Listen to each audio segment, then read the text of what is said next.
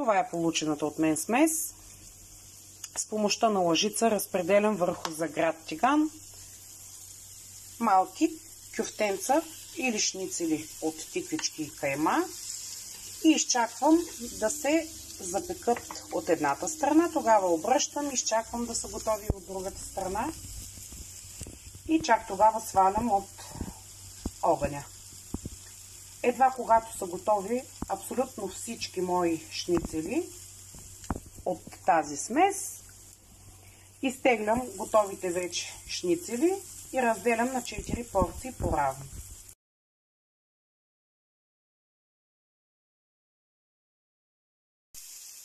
По този начин изглеждат вече запечените от едната страна шницели.